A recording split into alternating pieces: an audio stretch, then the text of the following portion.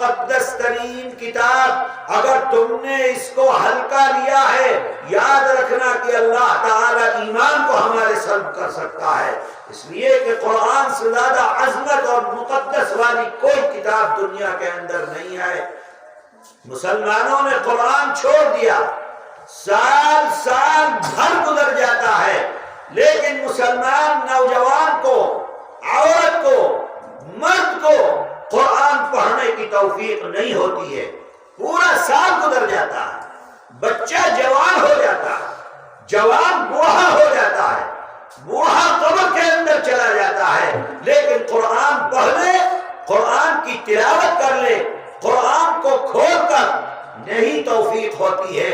میرے عزیزو، جب ہم نے قرآن چھوڑ دیا، اللہ تعالیٰ نے ہم پر سے رحمت کے دروازوں کو بند کر دیا ہے۔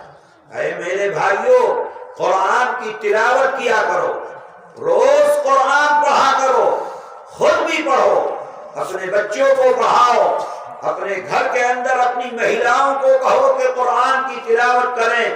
قرآن جہاں ہوگا اللہ کی رحمت وہاں ہوگی۔ جس گھر میں قرآن ہوگا اس گھر میں اللہ کی رحمت ہوگی۔ جس گھر میں قرآن ہوگا اس گھر میں برکت ہوگی۔ جس گھر میں قرآن ہوگا اس گھر میں رحمت کے فرشتے ہوں گے۔ جس گھر میں قرآن ہوگا اس گھر سے بیماریاں ختم ہوں گی۔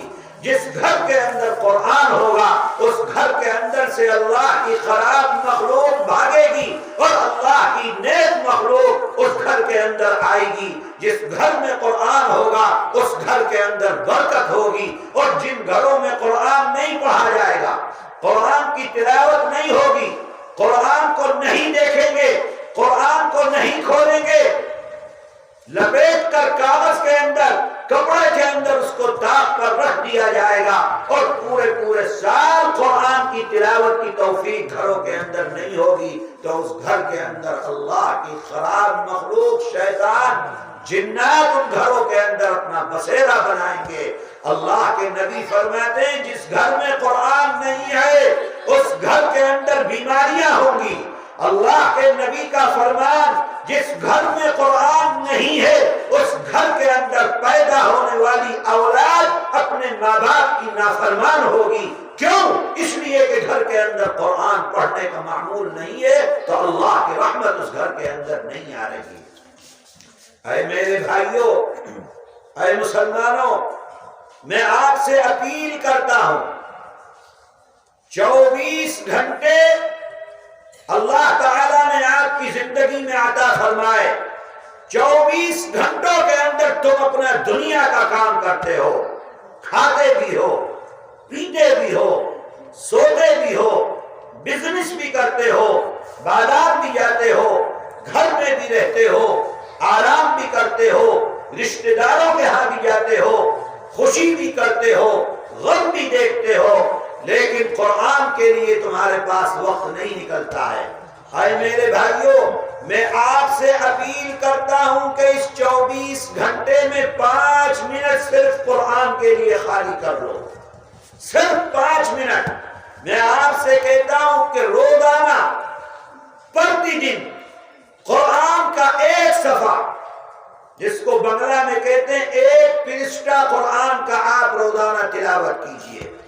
نہیں کہتا میں آپ سے کہ آپ 1 سپارہ پڑھو، نہیں کہتا میں آپ سے کہ آپ 5 سپارے پڑھو، روزانہ پرتی دن قرآن کا ایک پرشتہ قرآن کی تلاوت کر لیا کرو۔ کتنی دیر لگے گی؟ مشکل سے 5 منٹ کا وقت ہوگا۔ کوئی دن تمہاری زندگی کا اس سے خالی نہ جائے، تمہارے گھر میں کوئی مر جائے تب بھی 5 منٹ قرآن کی تلاوت، ایک پرشتے کی تلاوت کرو۔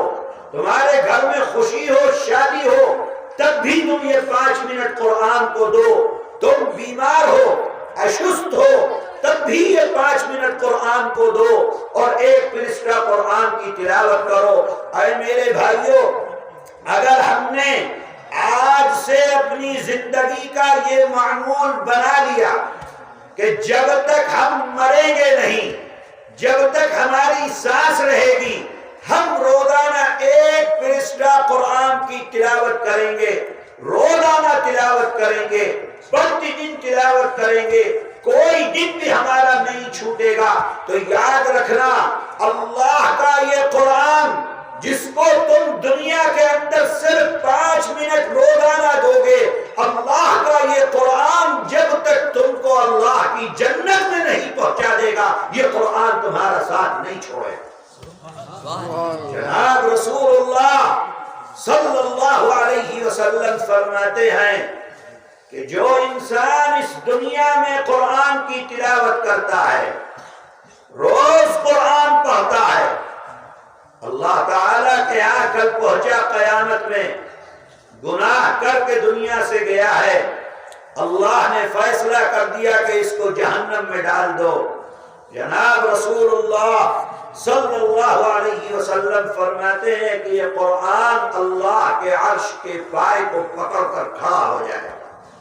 جو انسان دنیا میں قرآن پڑھتا ہے پرتی دن 1 پرستہ پڑھتا ہے، نہیں ناغا کرتا ہے، اللہ کے نبی فرماتے ہیں کہ اگر اللہ نے اس کے لیے جہنم میں ڈالنے کا فیصلہ کر لیا، یہ قرآن اللہ کے ہاں سفارش کرے گا، یہ انسان دنیا کے اندر مجھ کو پڑھتا تھا، میری تلاوت کرتا تھا، آج آپ نے اس کے لیے جہنم کا فیصلہ کر دیا ہے، اے اللہ آپ اپنے فیصلے کو تبدیل فرمائیے. اللہ کے نبی فرماتے ہیں کہ اللہ قرآن کی سفارش پر اپنا فیصلہ تبدیل فرمائیں گے، اور جس کے لیے جہنم کا فیصلہ کر دیا تھا، قرآن کی سفارش پر اللہ اس کو جنت کے اندر داخل فرمائے. لیکن قرآن کس کی سفارش کرے گا؟ جو انسان اپنی زندگی میں پرتی دن قرآن کی تلاوت کرتا ہے، کوئی دن اس سے خالی نہیں جاتا ہے، کوئی مر گیا اس کے یہاں تو بھی، کوئی خوشی ہے اس کے یہاں تو بھی، خود اگر بیمار اشست ہے تو بھی، کوئی مصیبت دنیا کی اس کے اوپر آ جائے، لیکن قرآن کی تلاوت سے وہ غافل نہیں ہوتا ہے، قرآن کو پڑھتے ہوئے اس دنیا میں اپنی زندگی کو گزارتا ہے. اللہ تعالیٰ کی جنت اس کے لیے واجب ہے. قرآن اس انسان کو اللہ کی جنت تک پہنچا کر اس کے ساتھ رہے. میرے بھائیوں، یہاں پر آپ کے اس گاؤں میں مدرسہ ہے، اس مدرسے میں اپنے بچوں کو پڑھاؤ، اپنے بچوں کو قرآن پڑھاؤ.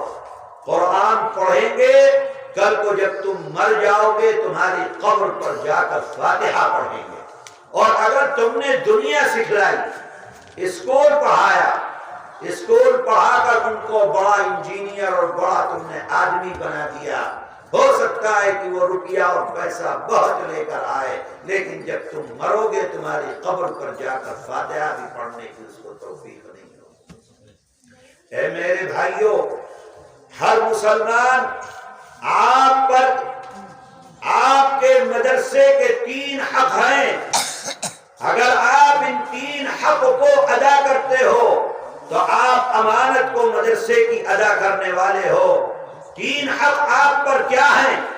پہلا حق یہ ہے کہ آپ مدرسے سے محبت کیجئے، مدرسے کے اساتذہ سے محبت کیجئے، مدرسے کے طلبہ سے محبت کیجئے. آپ ان کو کمتر نہ سمجھیں، ان کی قدر کیجئے.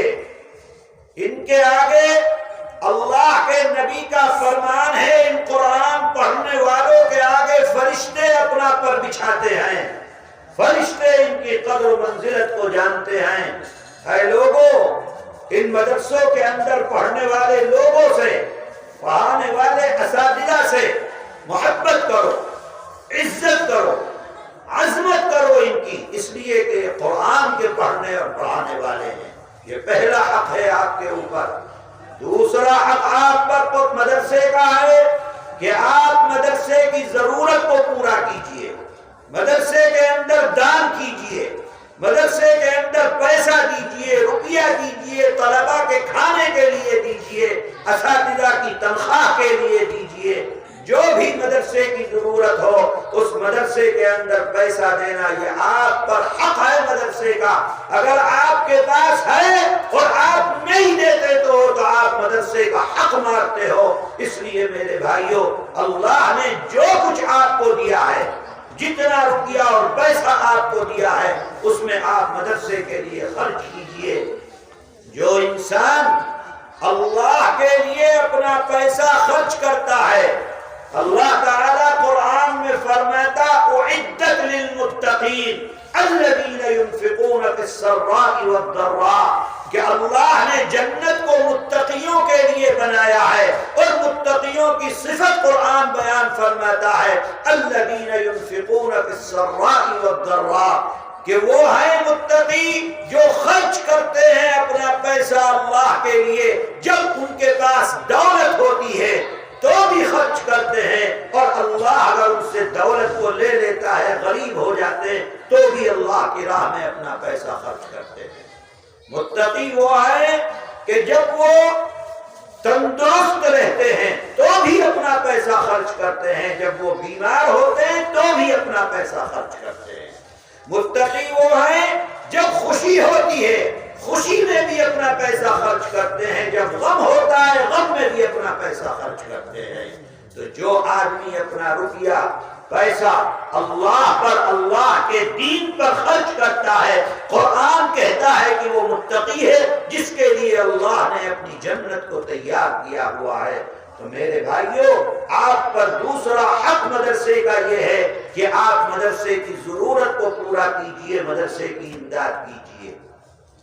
تیسرا حق آپ پر مدرسے کا یہ ہے کہ آپ اپنے بچوں کو پڑھنے کے لیے مدرسے کے اندر بھیجو، قرآن پڑھاؤ، قرآن سکھلاؤ، دین پڑھاؤ، کلمہ سکھلاؤ۔ جب آپ کے بچے دین سیکھ لیں، کلمہ سیکھ لیں، معلوم ہو جائے ان کو کہ اللہ اور اللہ کا نبی ہم سے پیدا جس نے کیا ہے وہ کیا چاہتا ہے، دین کے تقاضے کیا ہیں، پھر آپ اس کو اسکول بھیجئے، کالج بھیجئے، جہاں جی چاہے وہاں بھیجئے۔ اگر آپ نے اس کو مدرسہ پڑھایا، شروع میں بچپن میں مدرسہ سکھلایا، میرے بھائی جہاں بھی دنیا میں رہے گا اپنے دین کی بھی حفاظت کرے گا، اپنے آنے والی نسلوں کو بھی دین کے اوپر باقی رکھنے کی کوشش کرے گا۔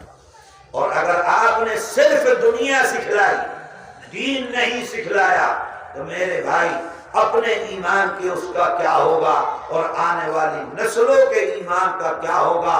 آپ روز اخبار کے اندر پڑھتے ہو، روز ٹیلی ویژنوں پر دیکھتے ہو، روز تمہارے کانوں پر واٹس ایپ پر خبریں آتی ہیں، فلاں جگہ فلاں کی بچی فلاں کے ساتھ چلی گئی، فلاں کی بچی ہے اپنا دھرم تبدیل کر کے فلاں کے ساتھ اس نے شادی کر لی۔ یہ کیا ہو رہا ہے؟ یہ کیوں ہو رہا ہے؟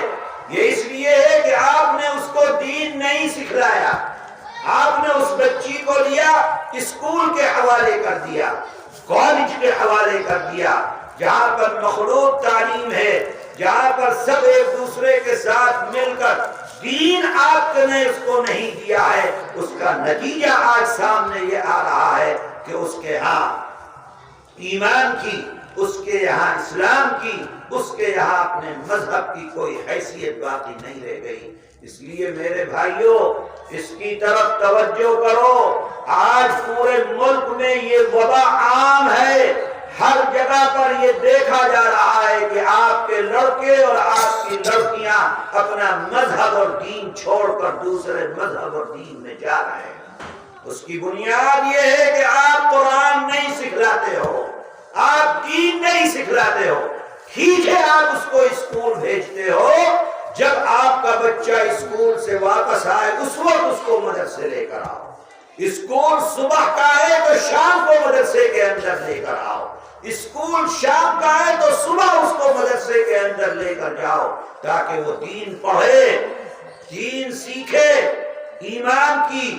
ایمان کا اس کے دل کے اندر مقام و مرتبہ ایمان کا کیا ہے، کتنی بڑی اللہ کی یہ دولت ہے ایمان، معلوم ہو اس کو کہ ایمان کے ساتھ دنیا سے جائے گا تو کیا ملے گا، اور ایمان کو چھوڑ کر دنیا سے جائے گا تو اللہ کے ہاں اس کے لیے کیا عذاب ہیں۔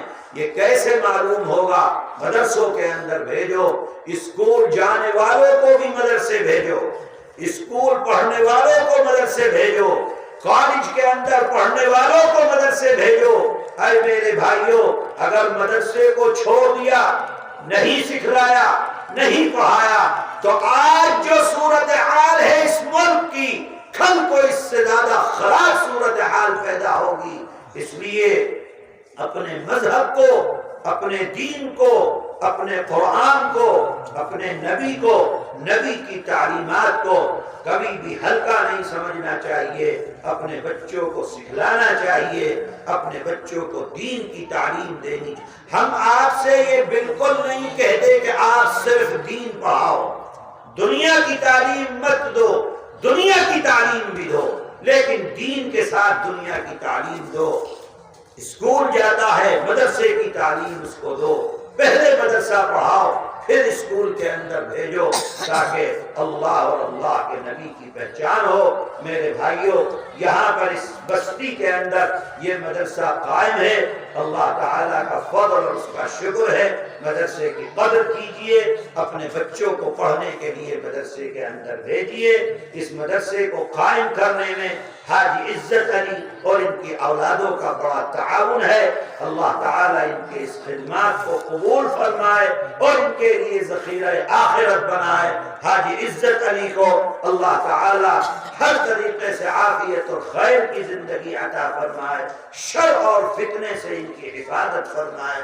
اللہ تعالیٰ ان کی اولادوں کو ان کا فرما بردار بنائے، ہر بیٹے کو اپنے باپ کی بات مان کر دنیا میں اپنی زندگی گزارنے کی توفیق عطا فرمائے۔ اللہ تعالی ہر آنے والے کو، جو بھی یہاں موجود ہیں، اللہ تعالی ہر کسی پر اپنا فضل فرمائے، اور اس مدرسے کو جو آج ایک چھوٹا سا پودا ہے، اللہ تعالی اس کو تناور درخت بنائے۔ وآخر دعوانا ان الحمدللہ رب العالمین۔ آواز بزرگ حضرت قرآن شریف کا عظمت گروپ تو نے کسو بیان کو